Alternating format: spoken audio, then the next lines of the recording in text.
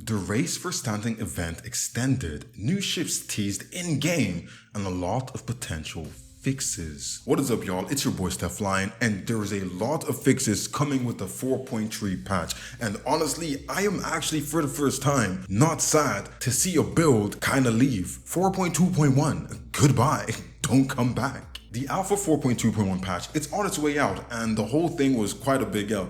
We all know. Elevator's not working, star map not working, a lot of things were just not working. But in my opinion, it was more or less a highlight of the big elevator problems that we have in Star Citizen and how bad it can actually get. Like, this was the worst I have ever seen it, and yes, I've only been here for under a year, but this is the worst I have ever seen it. But even though the whole thing was a big mess, I do feel like it was a crazy heavy set test with the whole player base, and it's gonna actually really help CIG with essential data that they actually maybe couldn't get in the PTU because they just didn't have enough players. So the incentive, the drive kind of got everyone into this, and a lot of people testing these elevators. And if you look at the amount of commodities that have been pulled up and put down, it's been quite a lot, which is a really big test with quite a lot of data. I think CIG kinda know that they messed up, or they simply saw how upset we were as a player base because we've seen them extend the event, which was low-key announced in-game on the 4.3 splash page. They kinda said there was so much help that it bottlenecked the systems, aka broke the elevators, and because of it, there's going to be an extension on the event. So if you couldn't get it working, if you just didn't want to go through all that stress of even trying to get it working, when 4.3 comes out, it's going to be your chance to actually get involved with hopefully fixes so you can actually do the event and actually earn your skins. Because as a lot of us know, it wasn't exactly fair to have a race of an event when things weren't working, especially when it wasn't even for everyone. Some people had working elevators in some zones and some people didn't. That isn't a fair race, so having it a little bit more fair is going to be a lot nicer. But then again, we know Hurston is in the lead and Microtech is coming in a close second. This is already a big lead. Are people going to be able to catch up and even out the playing field? We don't know, but at least we can try. And does this extension kind of erase everything that went wrong? It doesn't, but it does alleviate some of that pressure from people who are still trying.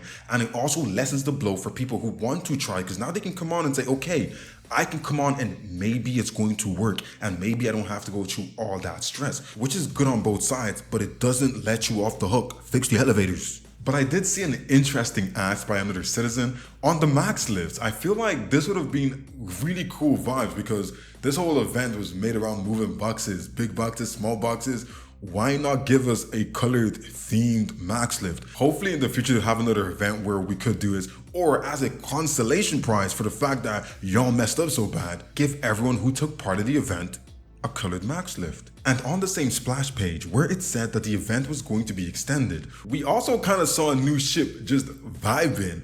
The Kruger L21 Wolf, which kind of looks fire. It looks like a straight up racing ship, but it does low-key look squishy. I'm not sure, like, certain on the size of it. And the only question I have is, because of its size, is it going to have a quantum drive? Or is this going to be something we're going to see as a snub fighter that bigger ships can put in their cargo bay and just send out during a fight? I do feel like we're going to see a lot of really top-end pilots using it because, hey, it don't look like it's going to have a lot of shields. So you're going to have to need that precision to evade all those lasers and ballistics if you want to survive in this thing. The 4.3 patch has been out and is playable to everyone now. CIG have also listed all the changes and fixes that are incoming for everyone once this goes into the live version. We've also seen some screenshots of some potential inventory changes that might be coming in when they add crafting, and I'm like, I don't know how real or how credible this is, because I'm like, I got a lot of things to say, but I'm not going to talk about something that I don't know if it's real or not. So if you know, is this credible? If it is, let us know in the comments below, because we could have a whole conversation about it, because it looks a little bit crazy to me. And we've been given a list of all the things that they're testing and the things that they want us to focus our feedback on.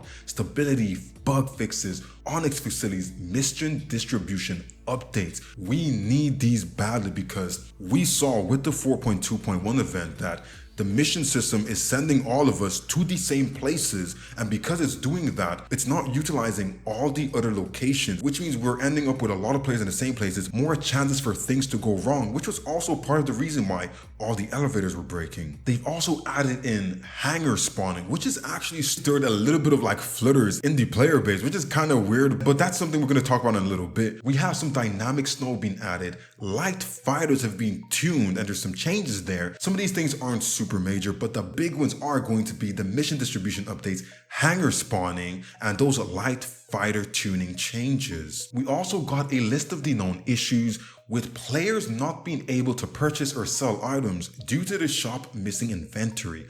Players can spawn in the center of Pyro or Stanton after selecting their primary residence, and trains are popping in when they arrive. That's not a new one. That's been happening for a long time. Don't try to make it sound like this is a new thing. Weapons reloading invisible magazines. Players cannot set a route to delivery locations for ASD missions, which is going across past just like ASD missions. Like, you can't use your star map even if you're trying to go somewhere. The quantum drive, the star map is kind of breaking a lot more than normal, which is kind of weird because it used to be bad, it got better, and it's bad again, but this time it's worse than I've ever seen it, which is crazy to me. And for features in gameplay, they're going to be mostly working on Onyx Facility and Mission Polish. They've changed the delivery lockers for hauling elevators, for mission item turn-in, further art, lighting, VFX, and audio music polish, further mission rewards and balance adjustments. And with this, I do feel like the VFX and the audio music polish is going to help across the board. There's a few audio glitches that are making your game crash. I have crashed quite a lot after specific sounds like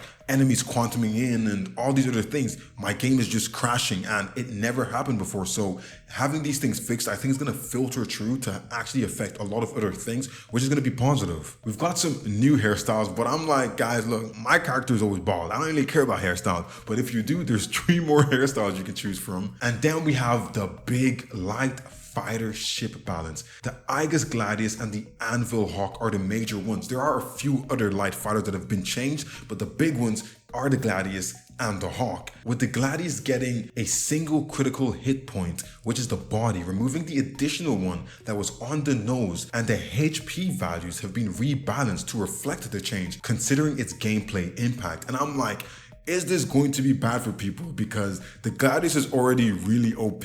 So now if it's gonna have only 1 hit point and all you have to worry about is not letting your body get hit, might change the whole meta with that ship. But one of the ones I am really interested in, and I find it's going to be really fun, is the Anvil Hawk. The wing HPs have been increased. Guys, if you've ever used the Hawk, I've tried it a lot of times on Arena Commander, and once your wings get shot, your guns are gone, and you go from having 6 guns to basically 2 guns in no time, if you can survive that long, because the HP on the ship is quite bad and it actually only has 1 role, getting prisoners that isn't in the game yet. So having better HP on the wings and having that chance to use your guns for a little bit longer is going to be crazy. Making the ship more durable in close quarter engagement. So imagine you put a whole bunch of scatter guns on your ship and you're getting right up to your ops and you're going gra gra. That's going to be some crazy stuff you can do in the Anvil Hawk now. Also with a host of bug fixes, but a really big one is going to be the first one, which I like the fact that they put it as the first one. Potential fixes: freight elevators, vehicles. Various vehicles can obstruct freight elevators without their physical proxies being close to them, which is a big thing. During this whole event, when you go somewhere, it'll literally say elevators blocked and it'll give you a host of vehicle names. And it's like, I can see the vehicles, but they're nowhere near the actual elevator, which caused a lot of problems. And over time now, the elevator says it's overfilled. So having these things kind of fixed might help us have a few more working elevators. But I am upset that we didn't see a bigger list of more elevators specific fixes, and that's the only one that I'm seeing highlighted, the vehicles. So hopefully they've already fixed it and are like, that's already sorted, that's already done. We need to just fix the vehicles actually blocking the elevators now. So hopefully that's the case. Fixes are always good to see, but one thing that struck the community was the hangar spawning. A lot of people are lukewarm about it, and I kind of am myself, but I am more on the side of it doesn't really change too much. The major argument from people is you guys are choosing quality of life over immersion and simulation. And yeah, don't take away the immersion by adding things that just make it easier, especially in a game like Star Citizen. The aspect of travel and preparation is a huge part of Star Citizen that I've actually fallen in love with, but even though it is a huge part of Star Citizen, there is so many things you can do to get around it. So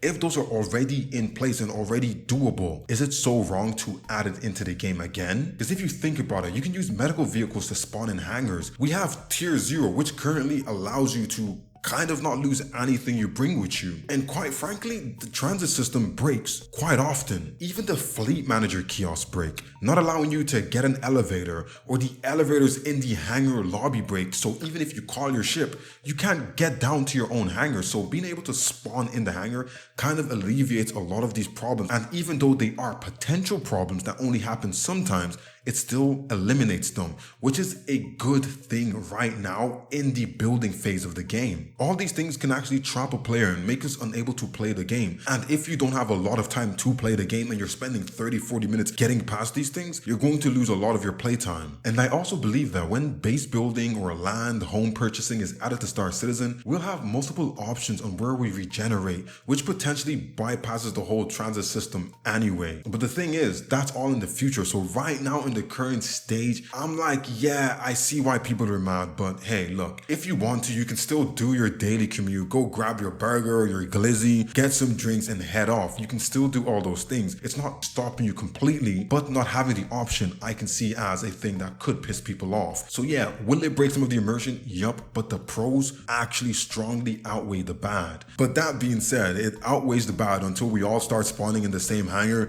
and there's like 20-30 people in the same hangar, then everyone gets kicked. Then it's gonna be like, huh, told you so. But yeah, that is it. I was actually really interested in this new build that's coming out because I was heavily trying to complete the event with the current build that was kind of just lacking in every way.